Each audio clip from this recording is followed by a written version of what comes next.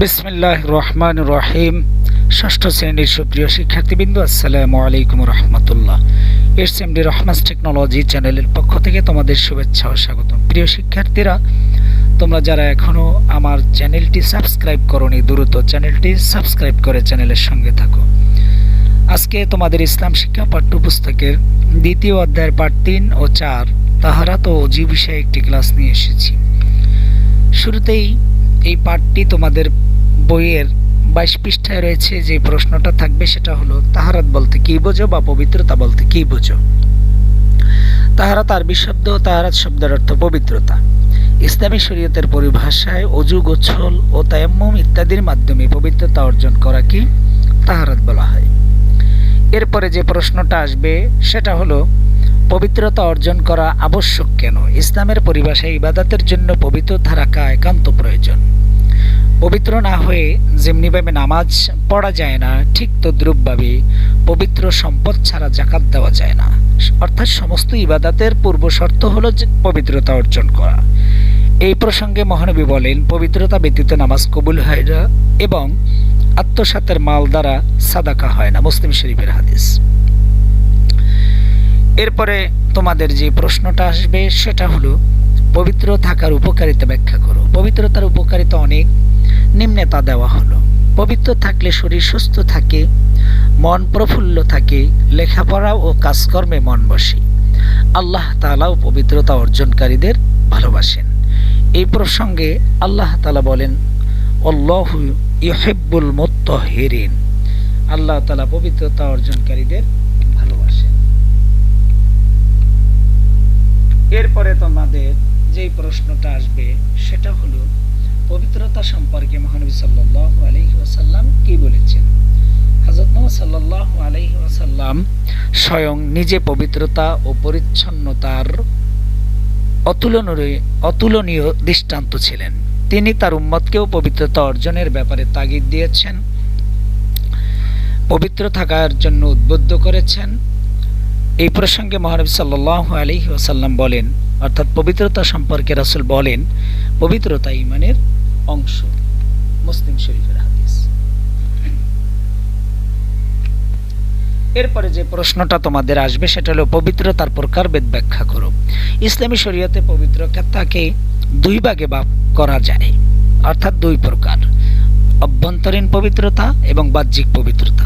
হৃদয়কে অর্থাৎ মনকে যাবতীয় শিরক, রিয়া, গীবত, পরনিন্দা, পরচর্চা, শিকায়েত ইত্যাদি থেকে, অহংকার থেকে হৃদয়কে, মনকে পবিত্রতা রাখার নামই হলো অভ্যন্তরীণ পবিত্রতা। আর বাহ্যিক পবিত্রতা হলো শরীয়তের বিধি মোতাবেক অজু, গোসল ইত্যাদির মাধ্যমে পবিত্রতা অর্জনকে বাহ্যিক পবিত্রতা বলা হয়। এরপরে যে প্রশ্নটা আসবে সেটা হলো,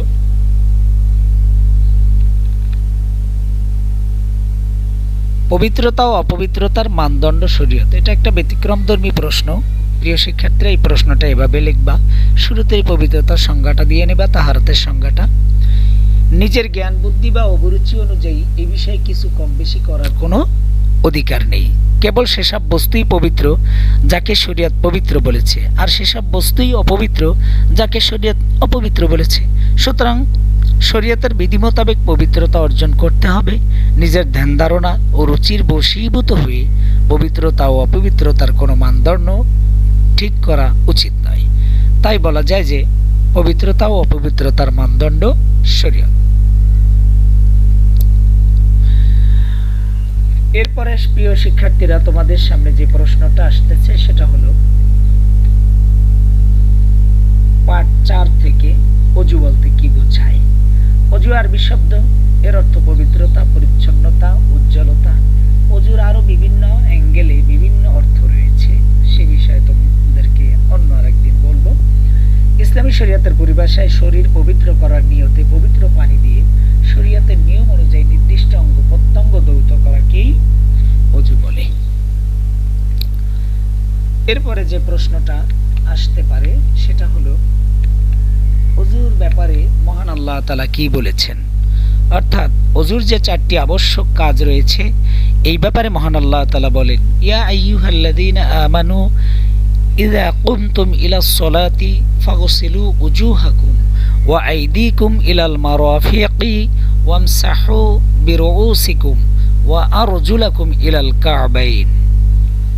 অর্থাৎ যারা ঈমান এনেছো জেনে রেখো, যখন তোমরা নামাজের জন্য দাঁড়াবে অর্থাৎ নামাজের নিয়ত করবে, তখন তোমরা মুখমণ্ডল ধুয়ে নেবে, অর্থাৎ মুখমণ্ডল ধৌত করা। তোমাদের দুই হাত কনুই পর্যন্ত ধুয়ে নেবে, অর্থাৎ উভয় হাত কনুই পর্যন্ত ধৌত করা। মাথা মাসেহ করবে, অর্থাৎ মাথা একবার মাসেহ করা। উভয় পা গিরাসাও ধুয়ে নেবে, অর্থাৎ দুই পা গিরাসাও ধৌত করা। এই যে দেখো 4টি আবশ্যক কাজের কথা ওযুর ব্যাপারে আল্লাহ তাআলা পবিত্র কোরআনে বলে দিয়েছেন। এরপরে প্রিয় শিক্ষার্থীরা যে প্রশ্নটা আসবে সেটা হলো ওযুর উপকারিতা ব্যাখ্যা করো। তাহলে ওযুর উপকারিতার ব্যাপারে কিছু গুরুত্বপূর্ণ তথ্য বইয়ে দেওয়া আছে। চলো ওযুর সংজ্ঞাটা আগে লিখে নিতে হবে। সেটা হলো শরীর পবিত্র করার নিয়তে পবিত্র পানি দিয়ে শরীয়তের নিয়ম অনুযায়ী নির্দিষ্ট অঙ্গ প্রত্যঙ্গ ধোয়াই ওযু। ওযুর অনেক উপকারিতা ও ফজিলত রয়েছে, যেমন ভালোভাবে ওযু করলে মন প্রফুল্ল থাকে, শরীরের অঙ্গ প্রত্যঙ্গ সতেজ থাকে, ইবাদতেও একাগ্রতা আসে।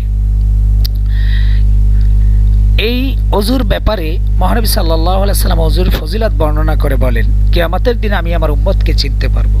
একজন সাহাবী প্রশ্ন করলেন, হে আল্লাহর রাসূল, কোটি কোটি মানুষের মধ্যে আপনি কিভাবে আমাদের চিনবেন? নবী করিম সাল্লাল্লাহু আলাইহি ওয়াসাল্লাম উত্তরে বললেন, ওযুর ফলে আমার উম্মতের মুখমণ্ডল হাত পা উজ্জ্বলতায় ঝকঝক করবে, তাতেই আমি আমার উম্মতকে চিনতে পারবো। বুখারী ও মুসলিম। অর্থাৎ পরিপূর্ণ ওযু হলে ইমাম ও মুক্তাদি উভয়ের নামাজই পরিশুদ্ধ হবে, আর ওযু অপরিপূর্ণ হলে মুক্তাদি ইমাম উভয়েরই নামাজ হবে না, অর্থাৎ ওযু ছাড়া নামাজ আদায় হবে না। এরপরে প্রিয় শিক্ষার্থীরা যে প্রশ্নটা আসবে ওযুর ধারাবাহিক নিয়ম। ওযু যেভাবে করতে হয়, তুমি যেভাবে ওযু করো সেভাবে ধারাবাহিকভাবে শুরু থেকে লিখে যাবে এভাবে। চলো প্রিয় শিক্ষার্থীরা, এরপরে যে প্রশ্নটা মোস্ট ইম্পর্টেন্ট, আমি একটু দ্রুত স্কিপ করে গেলাম। ওযুর ফরজ কাজগুলো কি, বা ওযুর অত্যাবশ্যক বা আবশ্যক কাজগুলো কি? ওযুর মধ্যে এমন কতিপয় কাজ রয়েছে যার কোনো একটি বাদ পড়লে ওযু আদায় হয় না, এরূপ কাজকে ওযুর ফরজ বলে। আর ওযুর এরূপ ফরজ কাজ হলো 4টি। 1 নম্বরে মুখমণ্ডল ধৌত করা, 2 নম্বরে উভয় হাত কনুই সহ একবার ধোয়া, 3 নম্বরে মাথার 1/4 একবার মাসেহ করা, 4 নম্বরে উভয় পা গিরাসহ একবার ধোয়া। প্রিয় শিক্ষার্থীরা, চলো এবারে আমরা জানবো সেটা হলো ওযুর ভঙ্গের যে কারণগুলো, যে সমস্ত কারণে ওযু ভেঙে যায়, পুনরায় আবার ওযু করতে হয়। এইরকম কারণ রয়েছে তোমাদের পুস্তকে 9টি, যদিও নুরানি কায়দায় 60টি কারণ রয়েছে। 1 নম্বরে পেশাব পায়খানার রাস্তা দিয়ে কোনো কিছু বের হলে, 2 নম্বরে পেশাব পায়খানার রাস্তা ছাড়াও শরীরের কোনো স্থান থেকে যে কোনো অপবিত্র বস্তু বের হয়ে গড়িয়ে গেলে, অর্থাৎ রক্ত, পুজ ইত্যাদি বেরিয়ে গেলে, থুথু কাশি ব্যতীত বমির সাথে রক্তপুজ, খাদ্য অথবা অন্য কিছু বের হলে এবং মুখ ভর্তি বমি করলে, থুতুর সাথে বেশি পরিমাণ রক্ত এলে, 5 নম্বরে চিত হয়ে, কাত হয়ে বা হেলান দিয়ে ঘুমালে, বেহুশ হলে, পাগল হলে, নেশাগ্রস্ত হলে, 9 নম্বরে নামাজে অট্টহাসি হাসলে নামাজও ভাঙবে এবং ওযুও ভাঙবে। প্রিয় শিক্ষার্থীরা, এরপরে যোগ্যতা ভিত্তিক 3টা প্রশ্ন দিয়েছি, তোমরা এভাবে উত্তর করতে পারো। এভাবে যোগ্যতা ভিত্তিক প্রশ্ন আসতে পারে। তুমি পবিত্রতা অর্জন করবে কেন?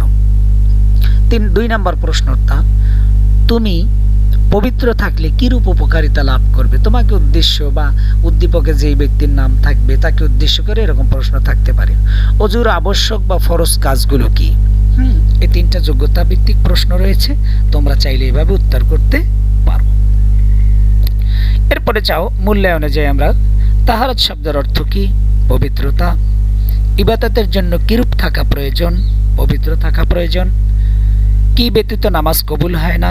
পবিত্রতা ব্যতীত। পবিত্রতা কিসের অংশ? ঈমানের অংশ। পবিত্রতা কয় প্রকার? 2 প্রকার। পবিত্রতা ও অপবিত্রতার মানদণ্ড কি? শরীয়ত। ওযু অর্থ কি? পবিত্রতা, পরিচ্ছন্নতা, উজ্জ্বলতা। ওযুর ফরজ কয়টি? 4টি। ওযু ভঙ্গের কারণ কয়টি? 9টি। কিয়ামতের দিন কিসের কারণে মুখমণ্ডল হাত পা উজ্জ্বল ও ঝকঝক করবে? অজুর কারণে। অজুর নিয়ত কিভাবে করতে হয়? মনে মনে করতে হয়। চলো, ইটস এমডি রহমানস টেকনোলজি চ্যানেলের পক্ষ থেকে তোমাদের বাড়ির কাজ। তাহারাত বা পবিত্রতা বলতে কি বোঝায়? পবিত্রতা অর্জনের উপায়গুলো সংক্ষেপে ব্যাখ্যা করো। অজু বলতে কি বোঝায়?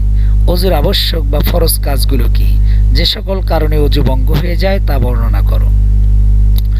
প্রিয় শিক্ষার্থীরা, আজকে এই পর্যন্তই। সবাই ভালো থাকবে, সুস্থ থাকবে, আমার চ্যানেলটা সাবস্ক্রাইব করবে, ভিডিও ক্লাসটা ভালো লাগলে লাইক করবে, কমেন্টসে ভালো মন্দ জানাবে, কোনো ভুল তথ্য থাকলে তাও জানাবে। সবাই সুস্থ থাকবে, ভালো থাকবে, বাড়িতে লেখাপড়া করবে, এই প্রত্যাশা রেখে আজকের মতো এখানেই শেষ করছি। আসসালামু আলাইকুম ওয়া রাহমাতুল্লাহ।